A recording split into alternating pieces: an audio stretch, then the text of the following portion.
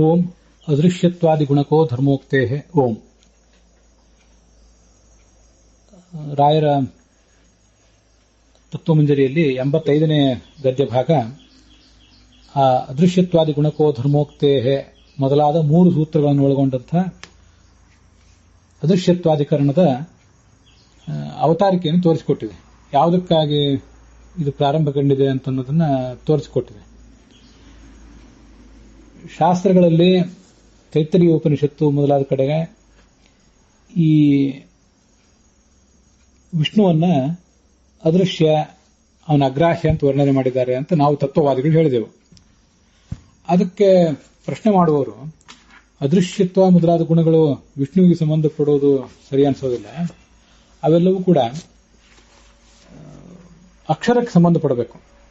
ಅದನ್ನ ಮುಂಡಕೋಪನಿಷತ್ತು ಮೊದಲಾದ ಕಡೆ ಅಥರ್ವಣ ಉಪನಿಷತ್ತಿನಲ್ಲಿ ಅದೃಶ್ಯತ್ವಾದಿ ಗುಣಗಳನ್ನ ಅಕ್ಷರಕ್ಕೆ ಸಂಬಂಧಪಟ್ಟದ್ದಾಗಿ ವರ್ಣನೆ ಮಾಡಿದ್ದಾರೆ.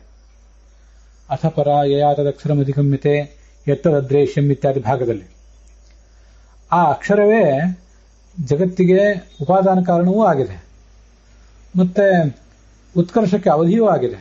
ಅರ್ಥಾತ್ ಆ ಅಕ್ಷರಕ್ಕಿಂತ ಮತ್ತೊಬ್ಬ ಶ್ರೇಷ್ಠ ಇದ್ದಾನೆ ಅಂತ ಅಲ್ಲಿ ವರ್ಣಿತ ಆಗಿದೆ. ಆದ್ರಿಂದ ತಚ್ಚ ಅಕ್ಷರಂ, ಆ ಅಕ್ಷರ ಯಾವುದು ಏನಾಗಬೇಕದು ಶ್ರುತಂ. ನಾನು ಕಳೆದ ದಿವಸ ಅದನ್ನು ಹೇಳಿದೆ. ತಚ್ಚ ಅಕ್ಷರಂ, ಆ ಅಕ್ಷರವು ಶ್ರುತಂ, ವೇದದಲ್ಲಿ ಕೇಳಲ್ಪಟ್ಟಿದೆ. ಏನಂತ ಕೇಳಲ್ಪಟ್ಟಿದೆ ಅಂದ್ರೆ ವಿಶ್ವ ಉಪಾದಾನ ಕಾರಣತ್ವೇನ, ಜಗತ್ತಿಗೆ ಉಪಾದಾನ ಕಾರಣ ಎಂಬುದಾಗಿ ಕೇಳಲ್ಪಟ್ಟಿದೆ, ಮತ್ತು ಉತ್ಕರ್ಷಕ್ಕೆ ಅವಧಿ ಎಂಬುದಾಗಿ ಕೇಳಲ್ಪಟ್ಟಿದೆ. ಆದರೆ ಪರಮಾತ್ಮ ವಿಷ್ಣು ಅವನು ಜಗತ್ತಿಗೆ ಉಪಾದಾನ ಕಾರಣನೂ ಅಲ್ಲ, ಮತ್ತೆ ಉತ್ಕರ್ಷಕ್ಕೆ ಅವನ ಅವಧಿಯೂ ಅಲ್ಲ. ಯಾಕೆಂದ್ರೆ ಅವನಿಗಿಂತ ಉತ್ಕೃಷ್ಟವಾದ ಮತ್ತೆ ಯಾವುದೂ ಇಲ್ಲ.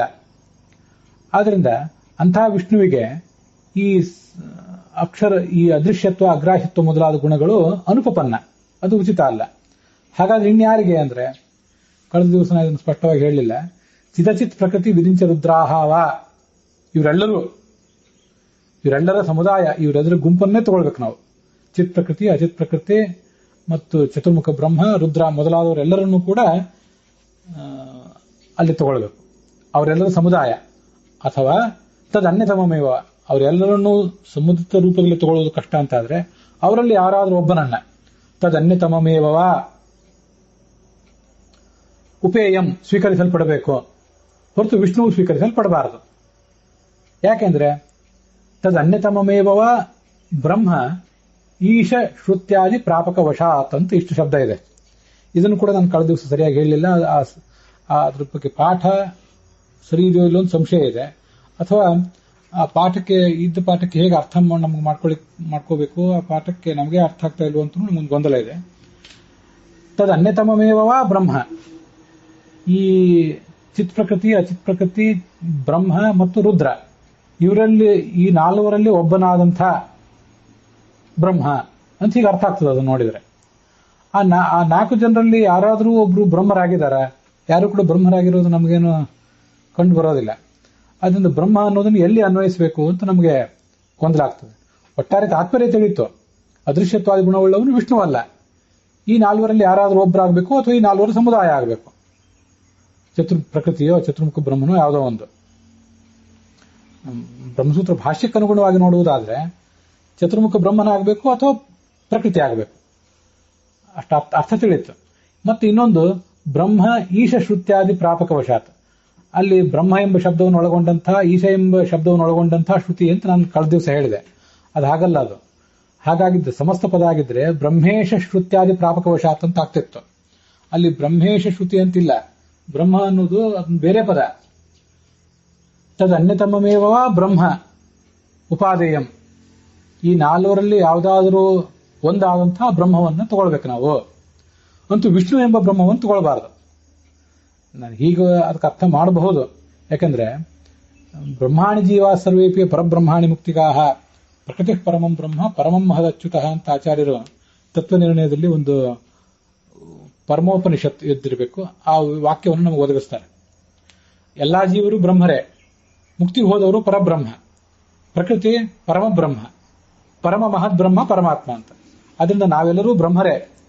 ಈಗ ಆ ತತ್ವನಿರ್ಣಯದಲ್ಲಿ ಆಚಾರ್ಯ ಕೊಟ್ಟಿರುವಂತಹ ಆ ಮಾತನ್ನು ಗಮನಿಸುವುದಾದ್ರೆ ಮತ್ತು ಆ ಪ್ರಾಯ ಆಚಾರ್ಯರ ಆ ಮಾತನ್ನು ಗಮನಿಸಿಯೇ ಇಲ್ಲಿ ಶಿಷ್ಯರು ನಮ್ಮನ್ನು ಪ್ರಶ್ನೆ ಮಾಡ್ತಿದ್ದಾರೆ ಅಂತ ತಿಳ್ಕೋಬೇಕು. ಅಥವಾ ನಾವು ಪ್ರತಿಪಾದನೆ ಮಾಡುವ ಸಿದ್ಧಾಂತವನ್ನೇ ಗಮನಿಸಿ ಪ್ರತಿವಾದಿಗಳು ನಮ್ಮನ್ನ ನಾವು ಹೇಳುವುದನ್ನೆಲ್ಲ ಓದ್ಕೊಂಡು ಆಚಾರ್ಯ ಏನು ಹೇಳಿದ್ದಾರೆ, ಹಿಂದೆ ಏನು ಹೇಳಿದ್ದಾರೆ, ಮುಂದೆ ಏನು ಹೇಳಿದ್ದಾರೆ, ಬೇರೆ ಕಡೆ ಏನು ಹೇಳ್ತಾರೆ ಅನ್ನೋದನ್ನೆಲ್ಲ ಗಮನಿಸಿ ಶಿಷ್ಯರು ಹೀಗೆ ಪ್ರಶ್ನೆ ಮಾಡ್ತಾರೆ ಅಂತ ತಿಳ್ಕೋಬಹುದು. ಬ್ರಹ್ಮ ಉಪಾದೇಯಂ. ಇಲ್ಲಿ ನಾವು ಅದೃಶ್ಯತ್ವಾದಿ ಗುಣವುಳ್ಳದ್ದು ನಾವು ಯಾವುದನ್ನ ಉಪಾದಾನ ಮಾಡಬೇಕು, ಸ್ವೀಕಾರ ಮಾಡಬೇಕು ಅಂದ್ರೆ, ಒಂದು ಜಡ ಪ್ರಕೃತಿ, ಚೇತನ ಪ್ರಕೃತಿ, ಚತುರ್ಮುಖ ಬ್ರಹ್ಮ ಮತ್ತು ರುದ್ರ ಇವರೆಲ್ಲರ ಸಮುದಾಯವನ್ನ. ಇದು ಚಿತಚಿತ್ ಪ್ರಕೃತಿ ವಿರಿಂಚ ರುದ್ರಾಹ ಅನ್ನೋ ಶಬ್ದದಿಂದ ನಮಗೆ ತಿಳಿಯುತ್ತದೆ. ರುದ್ರಾಹ ವಾ ಅನ್ನೋ ಶಬ್ದದಿಂದ ತಿಳಿಯುತ್ತದೆ. ಅಥವಾ ಈ ನಾಲ್ವರಲ್ಲಿ ಯಾವುದಾದ್ರೂ ಒಂದ ಚೇತನ ಪ್ರಕೃತಿ, ಒಂದ ಜಡ ಪ್ರಕೃತಿ, ಒಂದ ಚತುರ್ಮುಖ ಬ್ರಹ್ಮ ಅಥವಾ ರುದ್ರ. ತದನ್ಯತಮಮೇವ ಬ್ರಹ್ಮ. ಬ್ರಹ್ಮ ಅನ್ನೋದು ಈ ನಾಲ್ವರಲ್ಲಿ ಯಾರಾದರೊಬ್ಬ ಬ್ರಹ್ಮ ಅಂತ ಅನ್ನೋದಕ್ಕೆ ಹೊಂದ್ಕೋಬಹುದು. ಅದು ಸರಿಯಾಗಬಹುದು ಕದಾಚಿತ್. ಹೇಗೆ ಅಂದ್ರೆ, ಲಕ್ಷ್ಮೀದೇವಿಗೂ ಕೂಡ ಬ್ರಹ್ಮ ಅಂತ ಹೇಳ್ತಾರೆ, ಚೇತನ ಪ್ರಕೃತಿಯನ್ನು ಬ್ರಹ್ಮ ಅಂತಾರೆ, ಚತುರ್ಮುಖ ಬ್ರಹ್ಮನನ್ನು ಬ್ರಹ್ಮ ಅಂತಾರೆ, ರುದ್ರನನ್ನು ಬ್ರಹ್ಮ ಅಂತಾನೆ ಹೇಳ್ತಾರೆ. ಯಾಕಂದ್ರೆ ಎಲ್ಲಾ ಜೀವರು ಬ್ರಹ್ಮರೇ, ಅವರವರ ಯೋಗ್ಯತಾನುಗುಣವಾಗಿ ಎಲ್ಲರೂ ಬ್ರಹ್ಮರೇ. ಆದ್ರಿಂದ ಈ ನಾಲ್ವರಲ್ಲಿ ಯಾವುದಾದರೊಂದು ಬ್ರಹ್ಮ ಇವು ಎಲ್ಲವೂ ಬ್ರಹ್ಮಶಬ್ದ ವಾಚ್ಯವಾಗಿರುವುದರಿಂದ ಬ್ರಹ್ಮ ಉಪಾದೇಯಂ ಸ್ವೀಕರಿಸಲ್ಪಡಬೇಕು ಅಂತ ಹೀಗೊಂದು ಅರ್ಥ ಆಗೋ ಸಾಧ್ಯತೆ ಇದೆ. ಅದನ್ನು ಕೇಳಿದವರು ಗಮನಿಸಬೇಕು. ಇನ್ನ ಈಶಶ್ರುತ್ಯಾದಿ ಪ್ರಾಪಕ ವಶಾತ್. ಇವನ್ನೇ ಯಾಕೆ ಸ್ವೀಕಾರ ಮಾಡಬೇಕು ಅಂದ್ರೆ, ರಾಘವೇಂದ್ರ ಸ್ವಾಮಿಗಳು ಅದಕ್ಕೆ ಕೆಲವು ಸೂಚಕಗಳಿವೆ. ಪ್ರಾಪಕ ಅಂದ್ರೆ ಸೂಚಕ, ಗಮಕ ಅಂತ ಅರ್ಥ. ನಾವು ಯಾವುದಾದ್ರೂ ಒಂದು ಅರ್ಥವನ್ನ ಸ್ವೀಕಾರ ಮಾಡಬೇಕಾದ್ರೆ, ನಿರ್ಣಯ ಮಾಡಬೇಕಾದ್ರೆ ಅಥವಾ ಡಿರೈವ್ ಮಾಡ್ಕೋಬೇಕಾದ್ರೆ ಅದಕ್ಕೆ ಏನೇನು ಮೂಲಗಳಿವೆ, ಸೋರ್ಸ್ಗಳಿವೆ ಅಂತ ಅನ್ನೋದನ್ನ ಹೇಳ್ತೇವೆ ನಾವು. ಹಾಗಾಗಿ ಪ್ರಾಪಕ ಅಂದ್ರೆ ಸೋರ್ಸ್ ಅಂತ ಅರ್ಥ. ಏನದು ನಮಗೆ ಸೋರ್ಸು ಅಂದ್ರೆ ಈಶಶ್ರುತ್ಯಾದಿಗಳು. ಈಶಶ್ರುತಿ ಅಂದ್ರೆ ಈಶ ಎಂಬ ಶಬ್ದವನ್ನು ಒಳಗೊಂಡಂತಹ ಶ್ರುತಿ ಅಂತ ನನಗೀಗ ಭಾಸಮಾನ ಆಗ್ತದೆ. ಅನುವಾದ ಮಾಡೋರು ಅದನ್ನ ಅನುವಾದ ಮಾಡಿಲ್ಲ. ಈ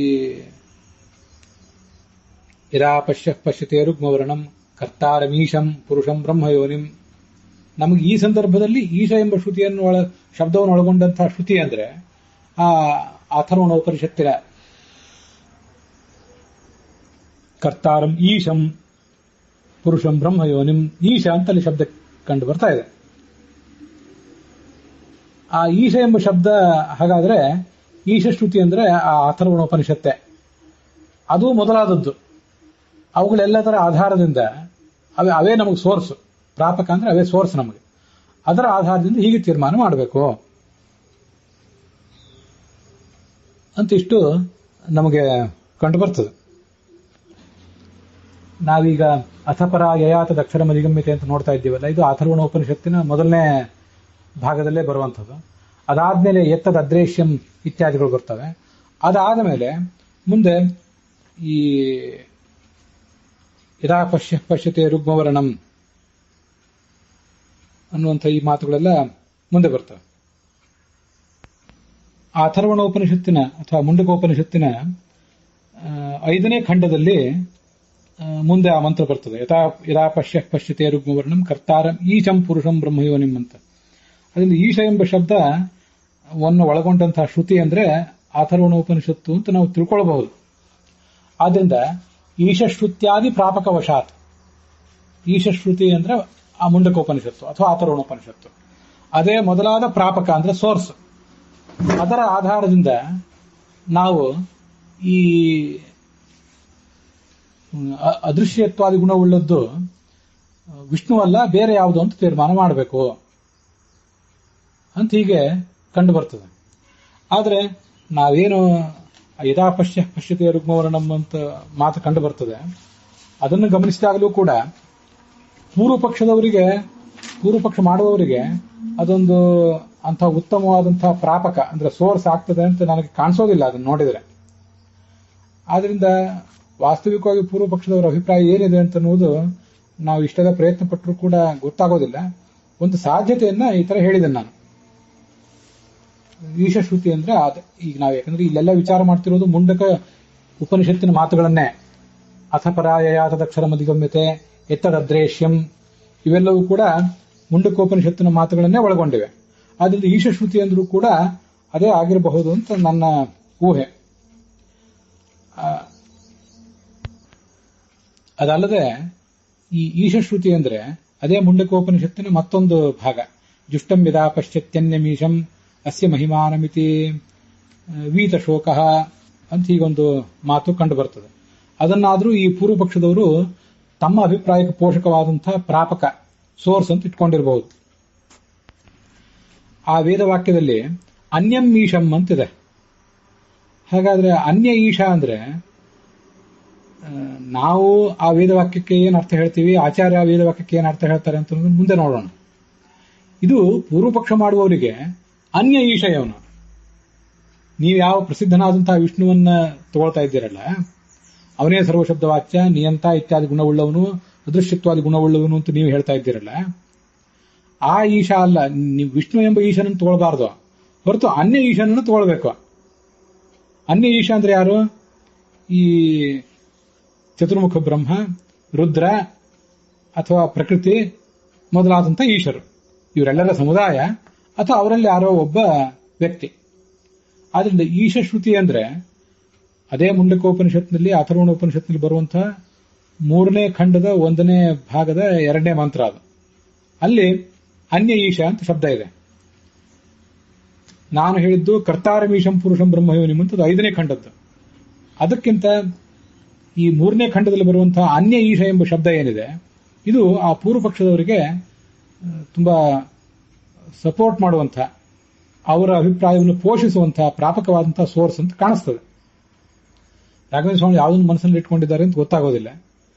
ಪ್ರಾಯ ಅನ್ಯ ಈಶಂ ಅನ್ನೋದು ಮಾತೇ ಇದ್ದಿರಬೇಕು. ಅನ್ಯ ಅಂದ್ರೆ ಬೇರೆ ಅಂತ ಅರ್ಥ, ಈಶಾ ಅಂದ್ರೆ ಈಶಾ ಒಡೆಯನಾದವನಂತ. ನೀವು ಹೇಳುವಂತೆ ವಿಷ್ಣುವನ್ನು ತಗೊಳ್ಬಾರದು. ಈ ವಿಷ್ಣುವಿಗಿಂತ ಅನ್ಯನಾದ ಭಿನ್ನನಾದ ಈಶನನ್ನು ತಗೊಳ್ಬೇಕು ಅನ್ನುವುದು ಮುಂಡಕೋಪನಿಷತ್ತಿನ ತಾತ್ಪರ್ಯ ಆಗ್ತದೆ. ಆದ್ರಿಂದ ವಿಷ್ಣುವಿಗಿಂತ ಅನ್ಯನಾದ ಈಶಾ ಅಂದ್ರೆ ಯಾರು? ಜಡ ಪ್ರಕೃತಿ, ಚೇತನ ಪ್ರಕೃತಿ, ಚತುರ್ಮುಖ ಬ್ರಹ್ಮ ಅಥವಾ ರುದ್ರ, ಯಾರೋ ಒಬ್ರು. ಹೀಗೆ ಈಶಶ್ರುತ್ಯಾದಿ ಪ್ರಾಪಕವಶಾತ್ ಮುಂಡಕೋಪನಿಷತ್ತಿನ ಆ 3ನೇ ಖಂಡದ ಅನ್ಯಮೀಶಂ ಇತ್ಯಾದಿ ಪ್ರಾಪಕಗಳು, ಸೋರ್ಸ್ಗಳ ಮೂಲಕ ವಿಷ್ಣುವನ್ನು ತಗೊಳ್ಬಾರದು, ಹೊರತು ಈ ಚತುರ್ಮುಖ, ಈ ಚಿತಚಿತ್ ಪ್ರಕೃತಿ ಮೊದಲಾದ ಗುಂಪು ಅಥವಾ ಅವರಲ್ಲಿ ಯಾರೋ ಒಬ್ಬ ಏನಿದ್ದಾನಲ್ಲ ಅವನು ಒಬ್ಬ ಬ್ರಹ್ಮನೇ. ಪರಮಾತ್ಮ ಒಬ್ಬನೇ ಬ್ರಹ್ಮ ಅಲ್ಲ, ಇವರು ಎಲ್ಲ ಬ್ರಹ್ಮರೇ. ತದ ಅನ್ಯತಮಮೇವ ಬ್ರಹ್ಮ, ಅದರಲ್ಲಿ ಯಾವುದಾದರೊಬ್ಬ ಬ್ರಹ್ಮ ಅಂತ ಹೀಗೆ ಪ್ರಾಪ್ತಂ. ಇಷ್ಟು ನಮಗೆ ವಿಷಯ ಇಲ್ಲಿ ಪ್ರಾಪ್ತವಾಯಿತು ಅಂದ್ರೆ ಪೂರ್ವಪಕ್ಷ ರೂಪೇಣ ಪ್ರಾಪ್ತವಾಯಿತು. ಇತ್ಯತಃ ಅಲ್ಲ, ಉಪಾದೇಯಂ, ಹೀಗೆ ಸ್ವೀಕರಿಸಲ್ಪಡಬೇಕು. ನಾನು ಅದನ್ನು ಹೇಳುವಾಗ ಸ್ವಲ್ಪ ವ್ಯತ್ಯಾಸ ಮಾಡಿದೆ, ಅದನ್ನು ಗಮನಿಸಬೇಕು. ಉಪಾದೇಯಂ, ಪರಮಾತ್ಮನ ಸ್ವೀಕಾರ ಮಾಡಬಾರದು, ಹೊರತು ಜಡ ಪ್ರಕೃತಿ ಮೊದಲಾದ್ದನ್ನೇ ಸ್ವೀಕಾರ ಮಾಡಬೇಕು. ಉಪಾದೇಯಂ, ಇದಿಷ್ಟು ಪೂರ್ವಪಕ್ಷ. ಇತ್ಯತಃ ಪ್ರಾಪ್ತಂ, ಈ ಪ್ರಶ್ನೆಗೆ ಉತ್ತರ ರೂಪವಾಗಿ ಪ್ರಾಪ್ತಂ ಏನು ಬಂದಿದೆ ಅಂದ್ರೆ ಅದೃಶ್ಯತ್ವಾದಿ 3 ಸೂತ್ರಗಳನ್ನು ಒಳಗೊಂಡಂತ ಈ ಅಧಿಕರಣ ಬಂದಿದೆ ಅಂತ ತಾತ್ಪರ್ಯ ಆಗ್ತದೆ. ಆಚಾರ್ಯರು ಕೂಡ ಬ್ರಹ್ಮಸೂತ್ರ ಭಾಷ್ಯದಲ್ಲಿ ಆ ಅದೃಶ್ಯತ್ವಾಧಿಕರಣದ ಅವತಾರಿಕವನ್ನು ಹೇಳಿದ್ದಾರೆ. ಅದನ್ನು ಕಳೆದ ದಿವಸ ನಾವು ನೋಡಿದ್ದೇವೆ. ಅದೃಶ್ಯತ್ವಾದಿ ಗುಣಕ್ಕೋ ಧರ್ಮೋಕ್ತೆ ಅಂತ ಇಷ್ಟು ಹೇಳಿದ್ದಾದ್ಮೇಲೆ ಪೃಥಿವ್ಯಾದಿ ದೃಷ್ಟಾಂತ ಮುಕ್ತ ಅಕ್ಷರಾತ್ ಸಂಭವತೀಹ ವಿಶ್ವಂ, ಇದು ಆ ಮುಂಡಕೋಪನಿಷತ್ತಿನ ಮಾತು, 1ನೇ ಖಂಡದಲ್ಲಿ ಬರುವಂತಹ ಮಾತು. ಇತ್ಯತಃ ಪರಂ ತತ್ಪರತಃ ಪರಾಭಿಧಾನಾತ್ ಕೂಟಸ್ಥೋಕ್ಷರ ಉಚ್ಯತೆ ಇತಿ ಸ್ಮೃತೇಶ್ಚ ಪ್ರಕೃತೆ ಪ್ರಾಪ್ತಿ ಬ್ರಹ್ಮಶಬ್ದಾತ್ ಪರತಃ ಪರಾಭಿಧಾನಾದೇವ ಹಿರಣ್ಯಗರ್ಭಸ್ಯ. ಇದು ಕೂಡ ಪೂರ್ವಪಕ್ಷದ್ದೇ. ಸಾಮಾನ್ಯವಾಗಿ ಪೂರ್ವಪಕ್ಷವನ್ನೆಲ್ಲ ಆಚಾರ್ಯರು ಸೂತ್ರಕ್ಕಿಂತ ಮುಂಚೆ ಸಂಗ್ರಹ ಮಾಡಿರ್ತಾರೆ. ಇಲ್ಲಿ ಸೂತ್ರಕ್ಕಿಂತ ಮುಂಚೆಯೂ ಕೂಡ ಪೂರ್ವಪಕ್ಷವನ್ನು ಸಂಗ್ರಹ ಮಾಡಿ ಸೂತ್ರವನ್ನು ಹೇಳಿ ಆದ ಬಳಿಕವೂ ಕೂಡ ಅಥೋ ಬ್ರವೀತಿ ವ್ಯಾಸಃ ಅದೃಶ್ಯತ್ವಾದಿ ಗುಣಕೋ ಧರ್ಮೋಕ್ತೆ ಸೂತ್ರವನ್ನು ಹೇಳಿ ಆ ಬಳಿಕ ಕೂಡ ಆ ಪೂರ್ವಪಕ್ಷದವರ ಅಭಿಪ್ರಾಯ ಏನು ಅಂತನ್ನೋದನ್ನ ಮತ್ತೊಂದ್ಸರಿ ಸ್ಪಷ್ಟಪಡಿಸಿ ಮುಂದೆ ಸಿದ್ಧಾಂತವನ್ನು ಹೇಳುವ ಅಭಿಪ್ರಾಯ ಇಟ್ಟಿದ್ದಾರೆ ಆಚಾರ್ಯರು. ಅದು ಹೇಗೆ ಅಂದ್ರೆ ಅದರ ಅಭಿಪ್ರಾಯ ಹೀಗಿದೆ. ಪೃಥ್ವಿಯ ದೃಷ್ಟಾಂತವನ್ನು ಕೊಟ್ಟು ಅದರಂತೆ ಅಕ್ಷರ ತತ್ವದಿಂದ ಜಗತ್ತು ಹುಟ್ಟುತ್ತದೆ ಅಂತ ಹೇಳಿದ್ದಾರೆ. ಅನಂತರ ಪರಂ ಅಂದ್ರೆ ಅನಂತರ, ಅದಕ್ಕಿಂತ ಉತ್ತಮನನ್ನಾಗಿ ತತ್ ಪರತಃ ಪರಾಭಿಧಾನಾತ್, ಅದಕ್ಕಿಂತ ಉತ್ತಮನನ್ನಾಗಿ ವಿಷ್ಣುವನ್ನು ಹೇಳಿದ್ದಾರೆ ವೇದದಲ್ಲಿ. ಮತ್ತೆ ಹಾಗಾಗಿ ಇಲ್ಲಿ ಅಕ್ಷರ ಅಂದ್ರೆ ಆ ಪ್ರಕೃತಿಯೇ ಆಗಿರಬೇಕು. ಇದಲ್ಲದೆ ಕೂಟಸ್ಥೋಕ್ಷರ ಉಚ್ಯತೆ ಅಂತ ಭಗವದ್ಗೀತಾದಲ್ಲೂ ಕೂಡ ಅಕ್ಷರ ಶಬ್ದದಿಂದ ವಿಷ್ಣುವನ್ನು ಹೇಳಲಿಲ್ಲ, ಹೊರತು ಪ್ರಕೃತಿಯನ್ನೇ ಹೇಳಿದ್ದಾರೆ. ಈಗ ಅನೇಕ ಸೋರ್ಸ್ಗಳನ್ನು ತಗೋತಾ ಇದ್ದಾರೆ ಅವರು, ಪೂರ್ವಪಕ್ಷ ಮಾಡುವವರು. ಅಕ್ಷರ ಅಂದ್ರೆ ಯಾವ ಕಾರಣಕ್ಕೂ ವಿಷ್ಣು ಅಲ್ಲ, ಪ್ರಕೃತಿಯೇ. ಯಾಕೆಂದ್ರೆ ಗೀತಾದಲ್ಲೂ ಹಾಗೆ ಹೇಳಿದ್ದಾರೆ. ಮತ್ತೆ ಇಲ್ಲೂ ಕೂಡ ಅಕ್ಷರದಿಂದ ಈ ಜಗತ್ತು ಹುಟ್ಟುತ್ತದೆ ಅಂತ ಹೇಳಿದ್ದಾರೆ. ಪರಮಾತ್ಮನನ್ನು ಉಪಾದಾನ ಕಾರಣವನ್ನಾಗಿ ಮಾಡಿಕೊಂಡು ಜಗತ್ತು ಹುಟ್ಟೋದಿಲ್ಲ. ಜಗತ್ತಿಗೆ ಉಪಾದಾನ ಕಾರಣ ಪ್ರಕೃತಿಯೇ ಆಗಬೇಕು. ಹೀಗೆ ಈ ಮುಂಡಕೋಪನಿಷತ್ತಿನ ಮಾತು, ಭಗವದ್ಗೀತೆಯ ಮಾತು, ಇದೆಲ್ಲವನ್ನೂ ಗಮನಿಸಿದ್ರಿಂದ ಪ್ರಕೃತಿಯ ತತ್ವವೇ ಅಕ್ಷರ ಶಬ್ದದಿಂದ ಉಲ್ಲೇಖಿಸಲ್ಪಟ್ಟಿರಬಹುದು. ಅಥವಾ ಮುಂದೆ ಸಬ್ರಹ್ಮ ವಿದ್ಯಾಂ ಅಂತ ಇನ್ನೊಂದು ವೇದವಾಕ್ಯ ಇದೆ. ಆ ಸಬ್ರಹ್ಮ ವಿದ್ಯಾಂ ಅನ್ನೋದು ಮುಂದೆ ಇರೋದಲ್ಲ, ಅದು ವಾಸ್ತವಿಕವಾಗಿ ಅದು ಈ ಅಥರ್ವಣ ಉಪನಿಷತ್ತಿನ ಮೊದಲನೇ ಖಂಡದ ಮೊದಲನೇ ವೇದವಾಕ್ಯವೇ ಆಗಿದೆ. ಅದೇನು ನಮಗೆ ಕಾಣಿಸ್ತದೆ ಅಂದ್ರೆ, ಬ್ರಹ್ಮಾದೇವಾನಾಂ ಪ್ರಥಮ ಸಂಬಭೂವ ವಿಶ್ವಸ್ಯ ಕರ್ತ ಭುವನಸ್ಯ ಗೋಪ್ತ ಸಬ್ರಹ್ಮ ವಿದ್ಯಾಂ ಸರ್ವ ವಿದ್ಯಾ ಪ್ರತಿಷ್ಠಾಂ ಅಥರ್ವಾಯ ಜ್ಯೇಷ್ಠ ಪುತ್ರಾಯ ಪ್ರಾಹ ಅಂತ ಅಥರ್ವಣ ಉಪನಿಷತ್ತಿನ ಮೊಟ್ಟ ಮೊದಲ ಮಂತ್ರವೇ ಇದೆ. ಅಲ್ಲಿ ಬ್ರಹ್ಮ ಶಬ್ದಾತ್ ಅಂತಿದೆ. ಆಚಾರ್ಯರು ಬ್ರಹ್ಮ ಶಬ್ದಾತ್ ಅಂತ ಬ್ರಹ್ಮಸೂತ್ರ ಭಾಷೆಯಲ್ಲಿ ಹೇಳಿದಾರಲ್ಲ, ಅದು ಸಬ್ರಹ್ಮ ವಿದ್ಯಾಂ ಅಂತ ಅಥರ್ವಣ ಉಪನಿಷತ್ತಿನ ಮೊದಲನೇ ವಾಕ್ಯವನ್ನು ಗಮನದಲ್ಲಿಟ್ಕೊಂಡು ಹೇಳಿದ್ದಾರೆ. ಸಬ್ರಹ್ಮ ವಿದ್ಯಾಂ ಎಂಬುದಾಗಿ ಈ ಪ್ರಕರಣದಲ್ಲಿ ಬ್ರಹ್ಮ ಶಬ್ದವನ್ನು ಪ್ರಯೋಗ ಮಾಡಿದ್ದಾರೆ. ಆ ಬ್ರಹ್ಮವಿದ್ಯಾ ಅಂತಂದ್ರೆ ಅದಕ್ಕೆ ಅರ್ಥ ಏನು? ಇಡೀ ವೇದವಾಕ್ಯದ ಅರ್ಥವನ್ನು ಆಮೇಲೆ ನೋಡೋಣ. ಬ್ರಹ್ಮವಿದ್ಯಾ ಅಂತಂದ್ರೆ ಬ್ರಹ್ಮವಿದ್ಯೆಯನ್ನು, ಪರಮಾತ್ಮನ ಯಥಾರ್ಥವಾದ ತಿಳುವಳಿಕೆಯನ್ನು ಕೊಡುವಂತಹ ಶಬ್ದದ ರಾಶಿಯನ್ನು ಉಪದೇಶ ಮಾಡಿದ ಅಂತ ಹೀಗಿದೆ. ಅಲ್ಲಿ ಬ್ರಹ್ಮವಿದ್ಯಾ ಅಂತ ಶಬ್ದ ಇದೆ. ಆ ಬ್ರಹ್ಮವಿದ್ಯಾ ಅಂತ ಎಂಬ ಶಬ್ದದಿಂದ ಆ ಬ್ರಹ್ಮವಿದ್ಯಾ ಎಂಬಲ್ಲಿ ಏನು ಬ್ರಹ್ಮ ಅಂತ ಶಬ್ದ ಇದೆ, ಆ ಬ್ರಹ್ಮ ಎಂಬ ಶಬ್ದ ಬಂದಿರುವುದರಿಂದ ಇಲ್ಲಿ ನಾವು ಚತುರ್ಮುಖ ಬ್ರಹ್ಮನನ್ನೇ ತಗೊಳ್ಬೇಕು. ಪ್ರಶ್ನೆ ಮಾಡೋರ ಅಭಿಪ್ರಾಯ ಹಾಗೆ. ಬ್ರಹ್ಮವಿದ್ಯಾ ಅಂದ್ರೆ ಚತುರ್ಮುಖ ಬ್ರಹ್ಮನ ತಗೊಳ್ಬೇಕು, ವಿಷ್ಣುವನ್ನೇ ತಗೊಳ್ಳೋಣ ಅಂತ ಆಮೇಲೆ ನಾವು ಉತ್ತರ ಹೇಳಬಹುದು. ಅದೇನೇ ಇರಲಿ, ಅವರು ತಮಗೆ ಬೇಕಾದಂತೆ ಆ ಶಬ್ದವನ್ನ ತಮ್ಮ ಸೋರ್ಸ್ ಅನ್ನಾಗಿ ಮಾಡಿಕೊಂಡಿದ್ದಾರೆ. ಈ ಪ್ರಕರಣದಲ್ಲಿ ಬ್ರಹ್ಮ ಶಬ್ದ ಇರುವುದರಿಂದ, ಬ್ರಹ್ಮವಿದ್ಯಾಂ ಎಂಬಲ್ಲಿ ಬ್ರಹ್ಮ ಶಬ್ದ ಇದೆ, ಆ ಬ್ರಹ್ಮ ಶಬ್ದ ಇರುವುದರಿಂದ, ಮತ್ತೆ ವಿಷ್ಣುವು ಅಕ್ಷರ ತತ್ವಕ್ಕಿಂತಲೂ ಉತ್ತಮೋತ್ತಮ ಅಂತ ಇರುವುದರಿಂದ ಚತುರ್ಮುಖ ಬ್ರಹ್ಮ ಅಕ್ಷರನಾಗಿರಬಹುದು. ಇದನ್ನು ಗಮನಿಸಿ. ಹಾಗಾದ್ರೆ ವಿಷ್ಣುವು ಚತುರ್ಮುಖ ಬ್ರಹ್ಮನಿಗಿಂತಲೂ ಉತ್ತಮ ಆಗಿದ್ದಾನೆ ಅಂತ ಹೇಗೂ ನಿಮ್ಮ ಸಿದ್ಧಾಂತ ನೀವು ಹೇಳ್ತೇವೆ.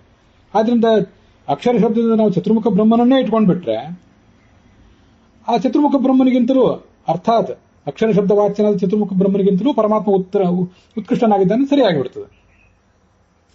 ಆ ಚತುರ್ಮುಖ ಬ್ರಹ್ಮನನ್ನೇ ಬ್ರಹ್ಮ ಎಂಬ ಶಬ್ದದಿಂದ ಹೇಳಿದ್ದಾರೆ. ಯಾಕೆಂದ್ರೆ ಅವನು ಕೂಡ ಚತುರ್ಮುಖ ಬ್ರಹ್ಮನೂ ಕೂಡ ಬ್ರಹ್ಮ ಎಂಬ ಶಬ್ದದಿಂದ ವಾಚ್ಯ ಅಂತ ಅನ್ನೋದು ಪ್ರಸಿದ್ಧವೇ ಆಗಿದೆ.